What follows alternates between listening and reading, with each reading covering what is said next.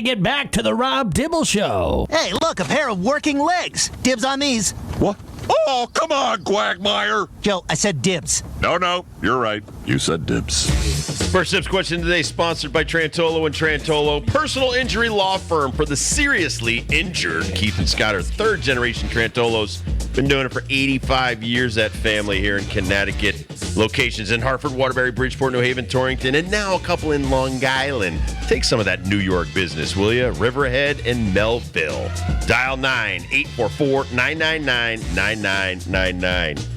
Oh, we talk about this every year. Are we fine with some of these guys, especially the top round picks, participating in the combine? Well, the news story today is our friend Caleb Williams is not going to allow the combine to do his medical. He will be doing that because that will go to every team, all 32 teams. And he's like, well, all 32 teams ain't going to draft me, so I'm just going to do it once, and I'm going to give it to the people that actually come to meet with me, probably meaning the Bears, the Patriots, the Commanders, and then anyone else that's in the trade up scenario. Is his mom going to be there? Good question, Dibs. I don't know, man. And we love this kid, Right. and Why are you making it so difficult? I don't know why you just don't want to prove yourself and be a gamer again. Like, I even think, obviously the 40, the throwing, the physical stuff. But he's going to do a pro day. Yes, but the pro day, as all the coaches have told us, is like a take-home test. It is an open book take-home test. You have your receivers, you have your facility, Right. you probably even have your footballs out there, and you should be able to ace that exam. When you have other guys that are trying to compete for the same job that you want, there's a little bit added pressure there. And those guys they're like, bring it. I'd love to throw wherever, whenever, anytime, any place. Those are the guys that I love. And he's going to get drafted in the top 2, if not number 1. Most likely number 1. I find it somewhat suspicious that he doesn't want to do the medical thing. I understand wanting to do the take-home test. I understand that. I don't understand why he is the only one in the history of the combine that's do this. Yeah, it's just a little fishy, But I do like I always think of Chris Johnson, ECU running back that was not a first-round projected pick. Worked himself as 24th overall because of that 4.2 40. I remember Probably the bench press, too, and some of the other stuff. Of course. He's a monster. and probably the meetings and Right. probably just talking to people. Well, that's the whole thing. The 15 minutes is probably the most important 15 minutes of your life that you do with each team. I'll never forget the combine of TCU's Andy Dalton and this redhead dude wearing a Opie.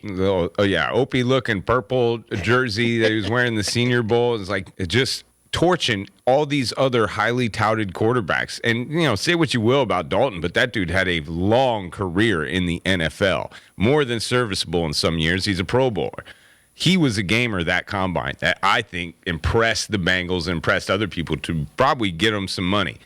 I just like those guys a little bit more than the guys that are trying to do the take-home test and trying to have everything their way. I don't think the top first-round picks need to do the combine, but like you said, it's a good thing that you're not afraid to do some of this stuff. Right. I mean, do a quarterback need to do the bench press? No. Does he need to do the high jump, some of the other stuff? Maybe not. But doing a 40, doing the throwing drills, doing some of the agility drills, not going to kill you. That's stuff that you do. So all this stuff that you do normally. I was just watching Michael Penix Jr. throwing inside the hotel. Immediately I like this guy the most right now. Yes. I see you doing something that I would be doing. That you're not afraid to do your craft outside of a stadium or in front of your own people. And I agree with you 100%. Don't injure yourself. No, you don't need to do that. But do the things that everybody else does normally that you're comfortable with and let people not judge you. And I think, Caleb might be afraid that people are going to judge you. But doing like the measurements and the weights and the body fat and that kind of stuff, that everybody's had to go through that. God, look at Tom Brady. We still pulled out his 22-year-old combine pictures of that poor guy, even after his 7th Super Bowl win. So he's a gamer, and that's right. He did the 40 at 46 years old so that they could superimpose it. He laughs at himself. Be self-deprecating. Don't be such a I don't know. He hasn't hired an agent, Caleb, that is. So, because I was wondering who Does would he be telling need you one? to do this? Who would tell you to not do the medical? And so looking it up, he has not hired an agent yet. So I don't know who's advising him. I really think that Caleb and the Commanders are posturing in a way, because like you never believe anything this week. Like this is the week, really this is the month. It's a bunch of lies. It's going to be all but lies or all lies and all but truth. And I really think he wants to play in Washington. I mean, he grew up in D.C. Kingsbury's there, loves that guy. Right. He says he doesn't want to go to Chicago, but I think things like this, doing what he did today, and, like Kurt's saying, like this seems like a mistake that you need an advisor for. But what if he is trying to basically throw the Bears off the scent and say, you do not want me, let the Commanders get me? I think a lot of this is scripted. I think that he may not have an agent, but he's got advisors. All these people do. And I watched it when I was coaching out west, that there's always an advisor to an agent or an advisor to an advisor to an agent. And they'll tell you, listen, do this. I remember when they told Manny Ramirez, you want to get out of Boston, you need to be a pain in the butt. You need to be a jerk. You've never been like that, but now all of a sudden you have to be. They trade him. He goes right to the Dodgers, and he's right back to Manny being amazing. So I think these guys as athletes are not really good at, and even this right now, but like I agree with what Ben's saying. He's trying to be difficult so that he will turn off some people and then get to the team that he really wants to get to. And so, but if you're savvy and you're some of those teams like the Bears, we may not get Caleb Williams, but we're looking, and I already saw this, they're looking to have other people negotiate with them for the pick and give them more first-round picks. So, I mean, there's two ways to go about this. Do the Bears just need a quarterback, or do they need a bunch of players? They need a bunch of players. They need picks. And is there a team out there that really, really needs a quarterback that would trade up and give away their future for him? That's what you have to wait and see, because the 49ers did it and still won.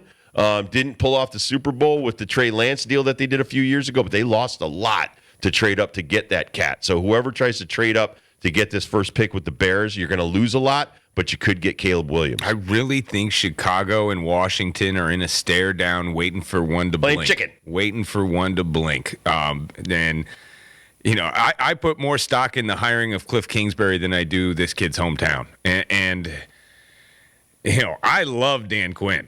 I think he is going to be a phenomenal coach, and it sounds like he is going to turn over the offense to the offensive coordinator and the offensive staff, and he's not going to be a meddler in that realm. And that's got to be intriguing as well for a quarterback coming into the league.